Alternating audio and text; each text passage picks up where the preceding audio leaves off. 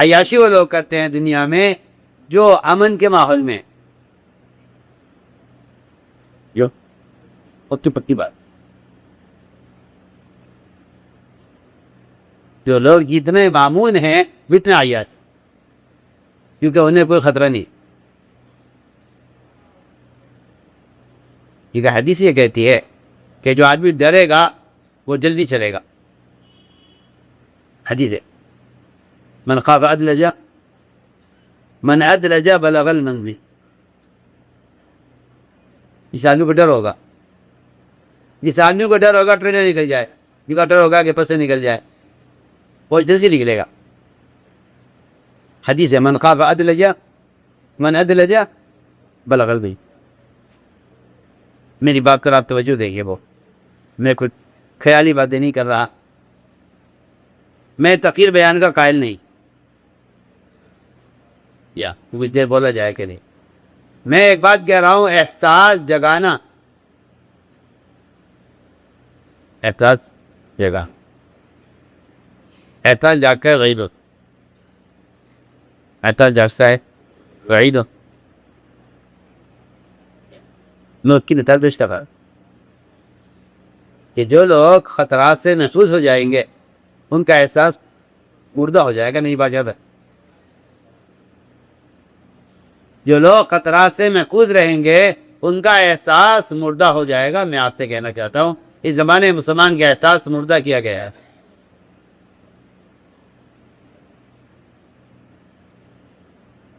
ہم تین کوشش کرنے سے ہر انسان کے اندر، یاد رکھنا ہماری بات، ہر انسان کے اندر دو طاقتیں ہیں. ایک طاقت ظاہری ہے، ایک طاقت انسان کے اندر چھپی ہوئی. دو قوتیں انسان کے اندر ہے، ایک ظاہری ایک مخفیہ. ایک طاقت کھلی ہوئی ہے اور ایک طاقت چھپی ہوئی ہے. میری بات بہت توجہ سننا. میں اور آپ، میں جو کہہ رہا ہوں نا احساس مردہ ہے،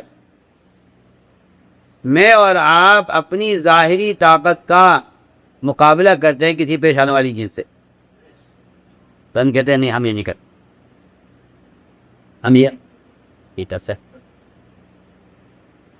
انسان میں دو طاقت ہے. میری بات یاد رکھنا ہے، میں دہرا رہا ہوں. انسان میں دو طاقتیں ہیں، ایک ظاہری ہے ایک چھپی ہوئی ہے. جب کچھ تقاضا آتا ہے تو آدمی اس تقاضے کا مقابلہ اپنی ظاہری قوت سے کرتا ہے اور کہتا ہے کہ جی ہم یہ نہیں کر سکتے،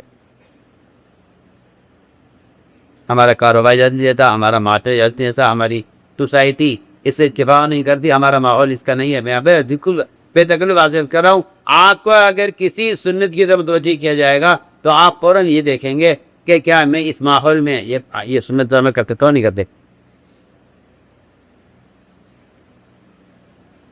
نوت کی مثال پیش کرنے، ایک صاحب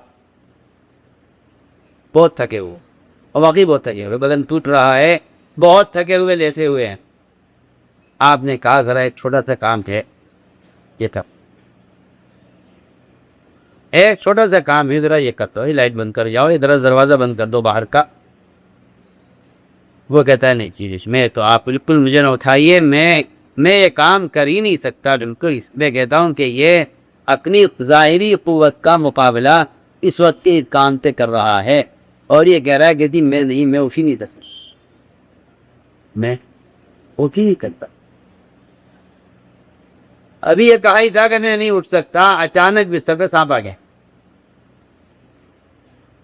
آپ مجھے بتا، اچانک بستر پر نبی علیہ السلام کے علیہ السلام کا بیان آپ کو نقل تھا سیدھا بستر پر. یہ آدمی اتنی طاقت سے اٹھے گا، اچھل کر کود کر، اور گھر سے باہر نکل جائے گا. حالانکہ جس کام کو پہلے کہا گیا تھا اس میں اتنی طاقت کی ضرورت نہیں تھی. اس نے معمولی کام کا ایک صاف انکار کیا اور یہ کام میں نہیں کر سکتا، میرے اندر ہمت نہیں ہے. مگر یہ جو خطرہ پیش آیا ہے،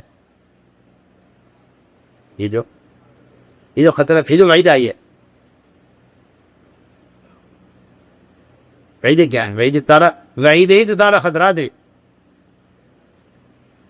وعید ہی تو خطرات ہے. اتنی احادیث میں قرآن میں وعیدیں ہیں، وہ وعیدیں ہی تو خطرات ہیں.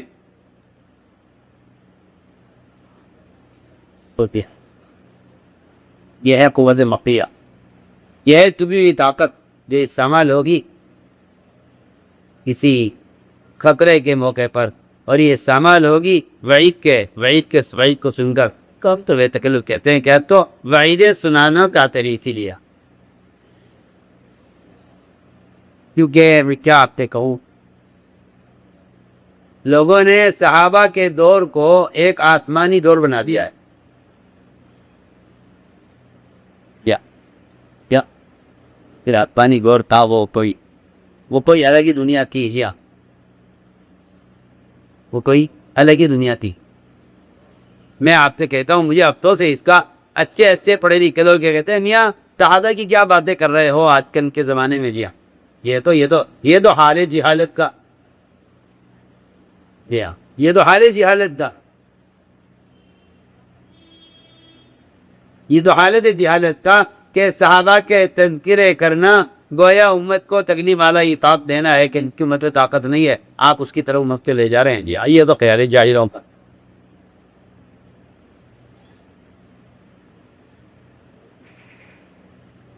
میں کچھ کہہ رہا، میں نے ایک حدیث پڑھی ہے، میرا دل چاہتا ہے کہ اس حدیث کے صحیح مطلب اور معنی کی طرف متوجہ. فرمایا اتنے کلمہ لا الہ الا اللہ اخلاص کے ساتھ کہا وہ جنت میں داخل. تابعی نے سوال کیا یہ جو اخلاص کیا ہے؟ عام میں کہنے والے کی نیت ٹھیک ہونی چاہیے. نہیں، اس لیے کہ نیت کا ٹھیک ہونا یہ کوئی اخلاص میں کوئی مشکل کام نہیں ہے، بہت ہی آسان ہے. آپ اللہ کی رضا کی نیت کرنے وقت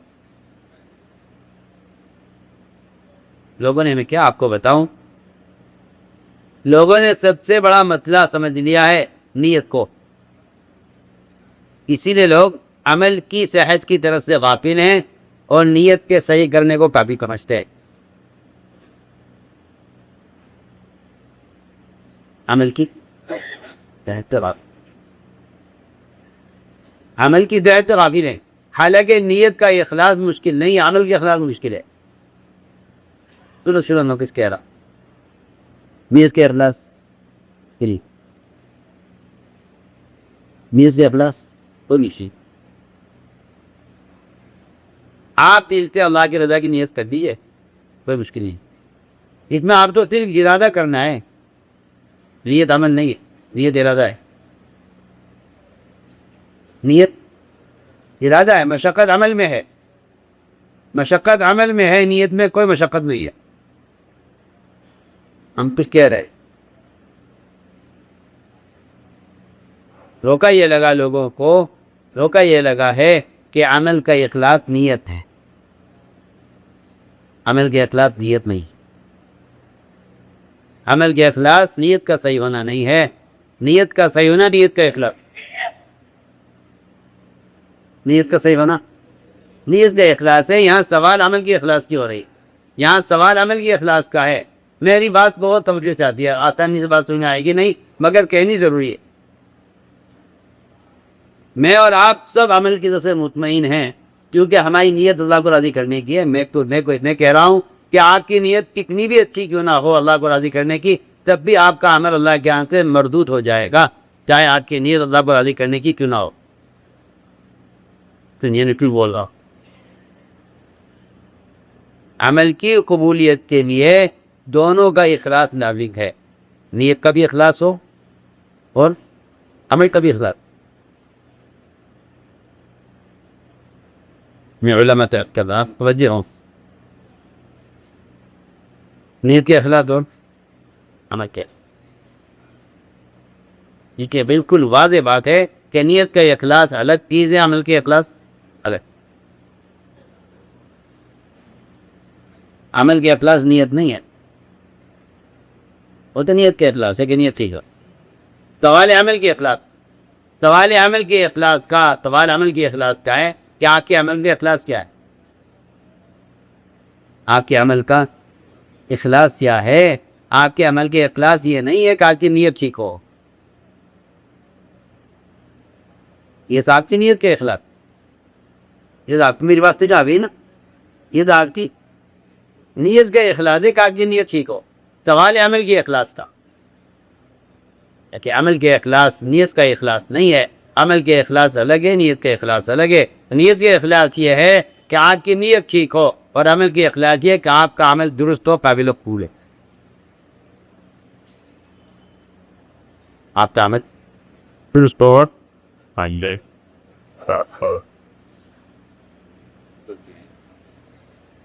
تو آپ نے یہ نہیں فرمایا جواب میں، صحابی نے سوال کیا کہ جی اگر آپ فرما رہے ہیں کہ کلمہ لا الہ الا اللہ اخلاص سے کہنے والا جنت میں داخل ہو جائے گا، تو بتائیے اس سے اخلاص کیا؟ آپ نہیں فرمایا کہنے والے کی نیت ٹھیک ہونی چاہیے؟ نہیں فرمایا. آپ نے فرمایا کہ یہ کلمہ لا الہ الا اللہ اس کو حرام سے روک، تو جنت میں داخل ہو کیا؟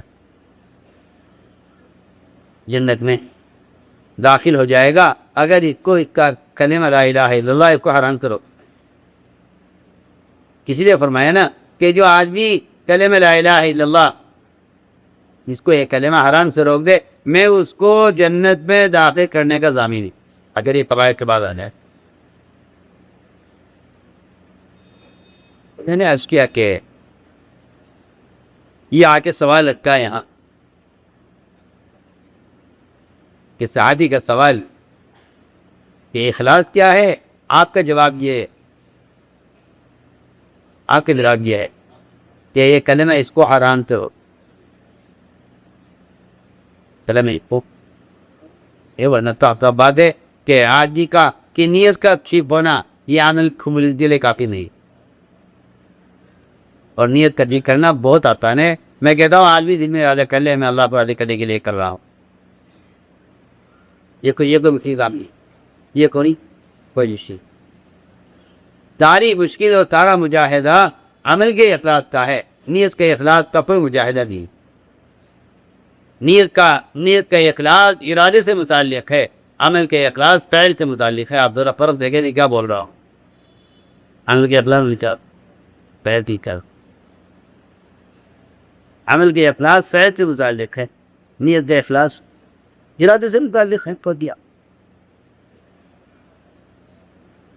آپ صرف ارادے کو سمجھ لیں کہ عمل قبول ہو جائے گا. میں آپ سے بہتر کلو بات کر. ایک آدمی مکروہ وقت میں اور ممنوع وقت میں نماز پڑھے، یا ایک آدمی ایک دن روزہ رکھے. روزہ ایسی عبادت ہے کہ کسی کو خبر نہیں ہے،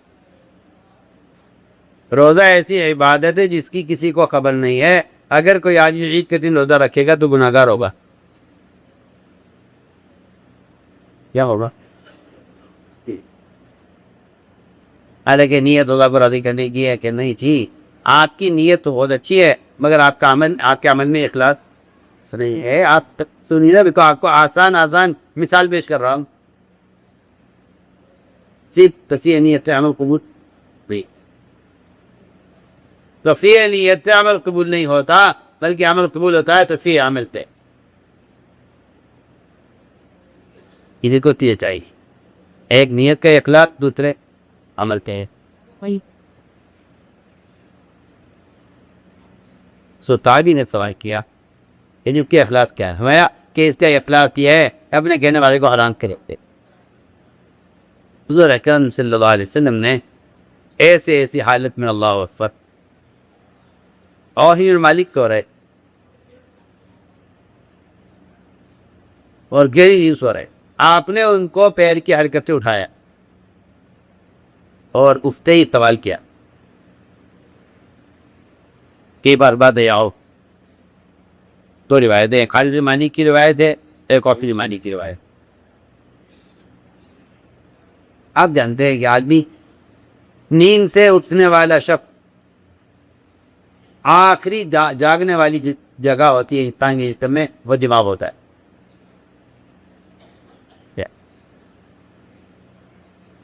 آخری سب سے آخری دماغ جاگتا ہے. آپ پڑھنے والے آدمی کو جگا کر اگر اس کے نام بھی پوچھیں گے تو وہ سوچ کر بتائے گا کہ یہ آدمی کیا سوال کر رہا، مجھے کیا جواب دینا۔ ہاں اٹھ بھی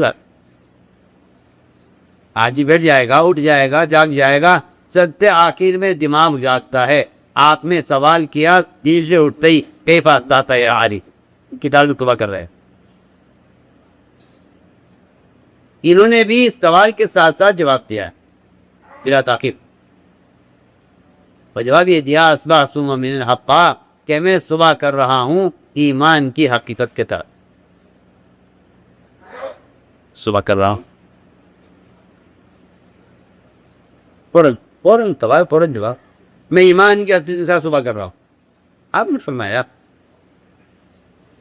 کہ ہر قول کی کوئی دلیل ہوتی ہے، تمہارے ایمان کی کیا دلیل ہے؟ وہ یہ کہتے نہیں میں مانتا ہوں جنت حق ہے، آخرت حق ہے، عذاب قبر حق ہے، جنت حق ہے، اللہ کا وجود حق ہے، نہیں آپ لوگ کیا آپ انہوں نے جواب میں عمل سے بات شروع کی ہے۔ یہاں تو مسلمان بیچارہ بس جب پر آ کر اٹکا ہوا ہے، مطمئن اسی سے ہے کہ جی میں جانتا ہوں مرنا ہے، آخرت میں عذاب قبر حق ہے اور جنت دوزخ حق ہے اور اللہ کا وجود حق ہے، وہ تو بیچارہ بس۔ یہاں سوال ہو رہا ہے ایمان کی حقیقت کے بارے میں، اور صحابی نے جواب جو دینا شروع کیا ہے وہ اپنے معمولات سے جواب دینا شروع کیا ہے۔ انہوں نے کہا کہ رسول اللہ میرے ایمان کا کمال یہ ہے کہ رات گزرتی ہے قیام اور تہجد میں، دن گزرتا ہے روزے کے تحت۔ آپ کے لیے پہلا جواب یہ ہے۔ سوال اللہ ایمان کے بارے میں جواب دیا جا رہا ہے معمولات کے بارے میں، میرے معمولات یہ ہیں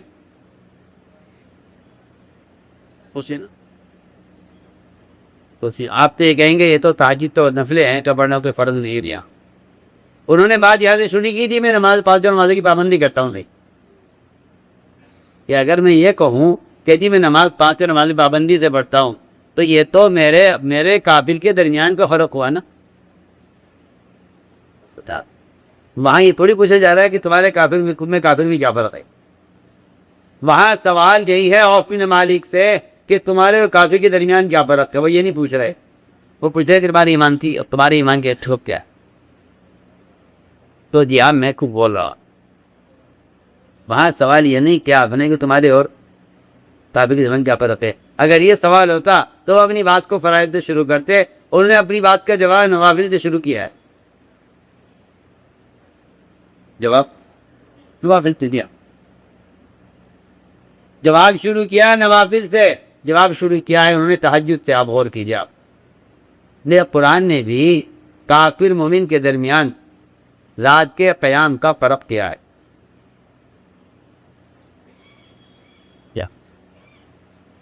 کافر اور مومن کے درمیان رات کے قیام کا فرق کیا، آپ واقعی غور کریں۔ کافر مومن کے درمیان قرآن کی آیت نے تہجد کا فرق کیا ہے۔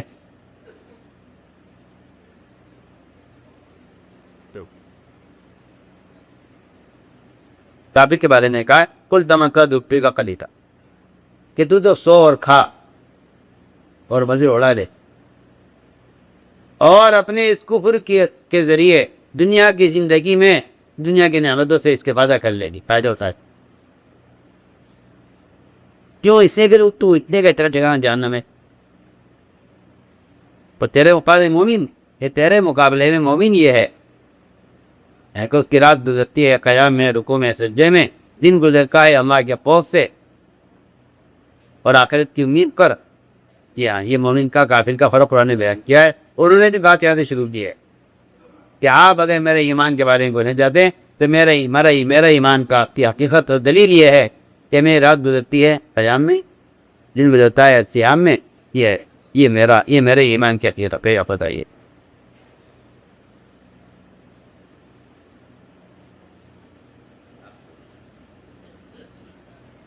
تو میں نے عرض کیا کہ سوال جواب، آج ہی لوگ کہتے ہیں میاں سب سے آسان دین یہ ہے کہ سوال جواب ہو، ایک سوال کیا جائے گا جواب دے، سوال جواب دین آسان ہوتا ہے۔ یہاں صحابہ سے ایمان کا سوال ہو رہا ہے، ادھر سے جواب آ رہا ہے۔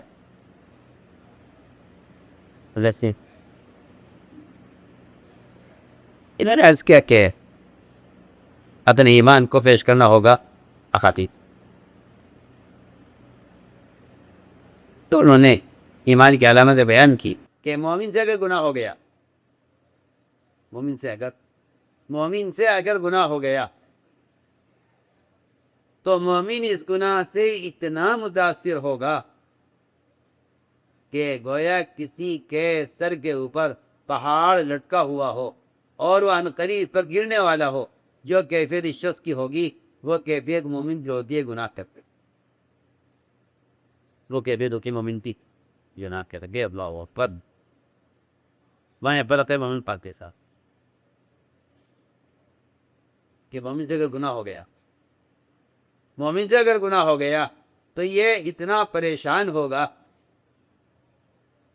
یہ اتنا پریشان ہوگا. اب غور کریں،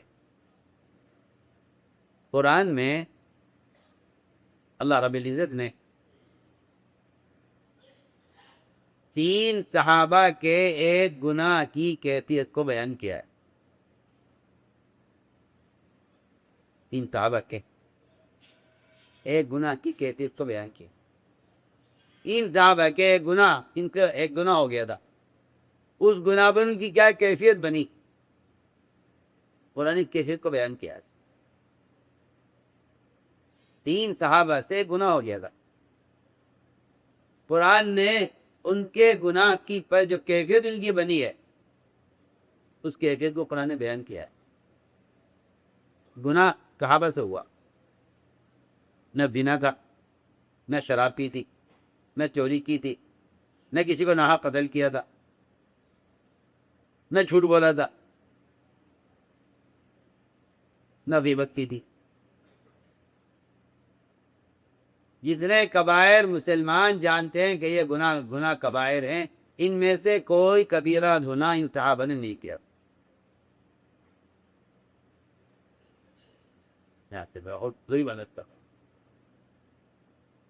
ان سارے گناہوں میں سے کوئی گناہ انہوں نے نہیں کیا تھا. اس سے گناہ یہ ہوا تھا، ان سے ایسا گناہ ہوا تھا جس کو آج کل کے اچھے پڑھے لکھے دیندار لوگ بھی گناہ نہیں سمجھتے، ان سے وہ گناہ ہوا تھا. وہ گناہ یہ ہوا تھا کہ ان سے اللہ کے راستے میں نکلنے میں صرف دیر ہو گئی، تاخیر ہو گئی. انکار نہیں بلکہ تاخیر ہو گیا. مجھے بتانا تھا کہ مومن کی گناہ پر مومن کی کیفیت کیا بنے گی. اور میں تو آپ سے کہتا ہوں کہ توبہ کرنے والے کی طرف اللہ تعالیٰ متوجہ ہی جب ہوتے ہیں جب اس گناہ کرنے والے کی اندر یہ کیفیت ہو.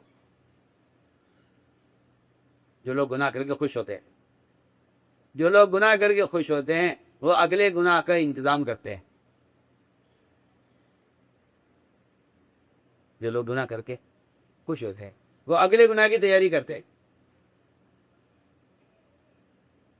جو آدمی گناہ کر کے خوش ہوگا وہ اگلے گناہ کی تیاری کر رہا ہے. اس سے میں سنجھانے ایک بات کہہ دیتا ہوں، اللہ کرے صحیح آ جائے. جو شخص اس شخص کو گناہ کے دوران اللہ یاد آ جائے، اس شخص کو گناہ کے دوران اللہ یاد آئے،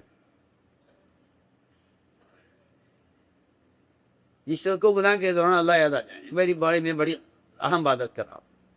جس شخص کو گناہ کے دوران اللہ یاد آ جائے، میری بات توجہ،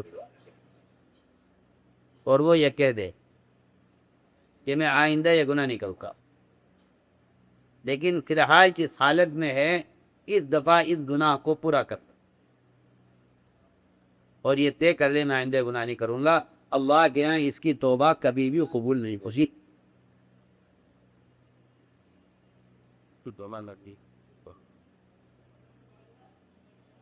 اس کی توبہ اللہ کے یہاں کبھی قبول نہیں ہوگی، اور ایسا گناہ کرنے والا آئندہ گناہ سے کبھی بچ نہیں سکے گا. وجہ کیا ہے؟ وجہ یہ ہے کہ آئندہ گناہ نہ کرنے کا ارادہ. آئندہ گناہ نہ کرنے کا ارادہ جب سچا مانا جائے گا جب یہ اس گناہ کو اللہ کا خیال آتے ہی ادھورا چھوڑ دے. گناہ کو دنیا میں اگر گناہ نے پورا کر لیا تو یہ اللہ کے یہاں توبہ کرنے میں جھوٹا ہے، اس لیے کہ توبہ کے لیے شرط یہ ہے کہ وہ گناہ سے فوراً باہر آ جائے. آئندہ نہیں کروں گا، آئندہ نہ کرنے کا مطلب ہی یہی ہے کہ آپ گناہ کو درمیان میں چھوڑیے. آپ گناہ کو درمیان میں چھوڑیے. آپ میری بات پر توجہ دیں گے. آپ گناہ کو درمیان میں چھوڑ دیجیے، تب آپ کی بات سچی ہوگی کہ آپ کا نے کہا کہ آئندہ نہیں کروں گا. اللہ کا خیال آنے کے بعد جو گناہ مکمل ہو دیا جا رہا ہے یہ آئندہ گناہ کرنے کا یہ حکم میں ہے. لہذا توبہ کی جو شرط ہے کہ گناہ سے نکل جانا، یہ توبہ یہ شرط نہیں پائی گی، یہ شرط نہیں پائی گئی. میں اسی میں کر رہا درمیان ہے کہ اقلاع نظم کیا ہے. گناہ کو پورا کر لیا آپ نے تو آپ اللہ کے یہاں جھوٹے ہیں کہ آج یہ کہتے میں آئندہ نہیں کروں گا. آپ کے اس گناہ کو پورا کرنا آئندہ کرنے کے برابر ہے. نہیں تو رہے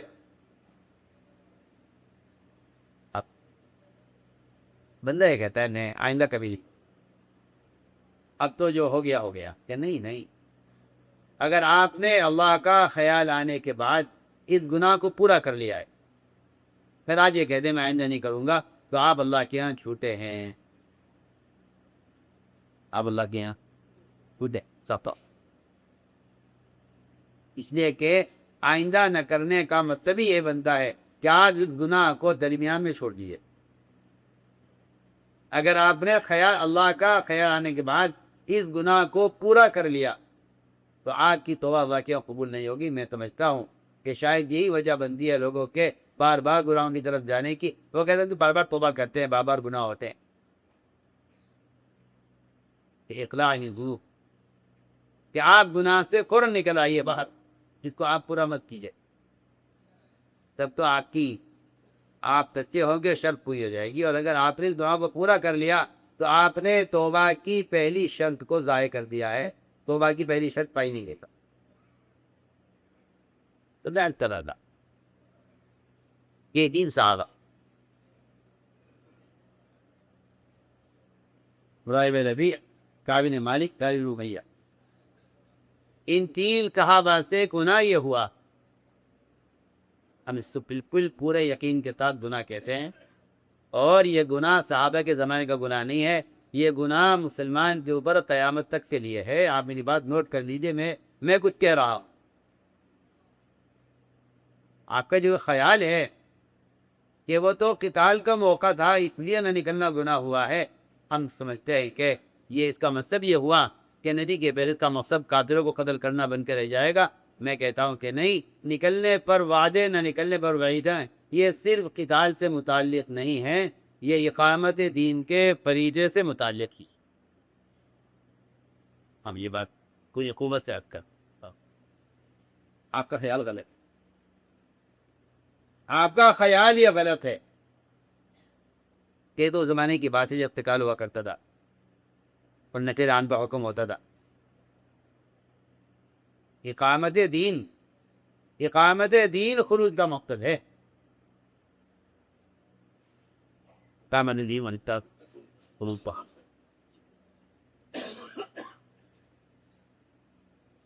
ان سے تینوں سے گناہ یہ ہوا. میں آپ کو بتانا چاہتا تھا کہ آدمی گناہ کر کے اگر غمگین ہے تو فرمایا کہ ایمان کیا علاقہ آیا. یہ ایمان جزا سرت کہا کا ندو کا وقت یہ کوئی معمولی حدیث نہیں ہے.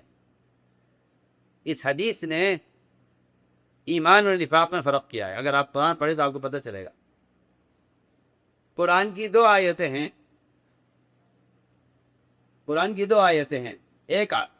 ایک آیت میں خوشی کا ذکر ہے، ایک آیت میں غم کا ذکر ہے. میں دونوں آیتیں آپ کو سامنے پیش کرتا ہوں، آپ میری بات توجہ کے ساتھ سنیں گے. قرآن میں دو آیتوں کا ذکر ہے، ایک آیت میں خوشی کا ذکر ہے، ایک آیت میں غم کا ذکر ہے. ان دونوں آیتوں میں منافق اور مومن کا فرق بیان کیا گیا ہے. ان دونوں آیتوں میں مومن و منافق کا فرق ہے. یہ تو اس حدیث کی فرق کی تشریح کر رہا ہوں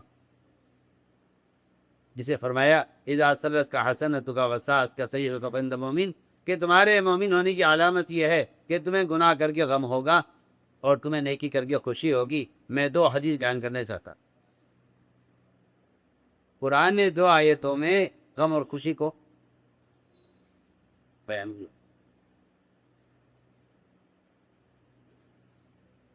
قرآن نے دو آیتوں میں غم اور خوشی کو بیان کیا ہے، اور دونوں آیتوں میں تولوا و یتولوا، دونوں آیتوں کے اندر جو ایک سے ہی ماتے کے الفاظ ہیں. میری بات بہت توجہ سے میں علماء سے عرض کر رہا ہوں. دونوں آیتوں میں تولوا و یتولوا، ماتا دونوں کا ایک ہے، ماضی دونوں کا.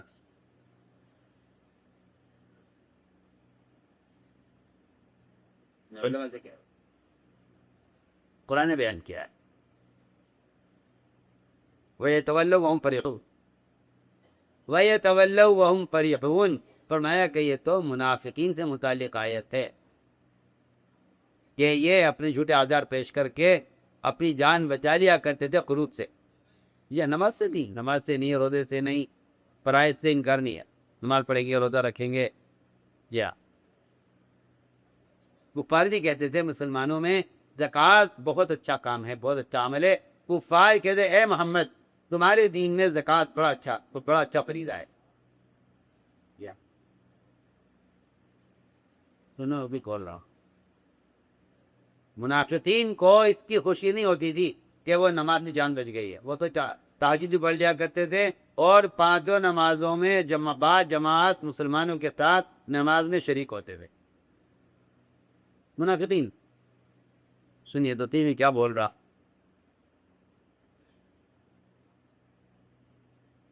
ان کو اس کا غم نہیں تھا کہ نماز پڑھنی پڑے گی، نہیں پڑھ لیا کر.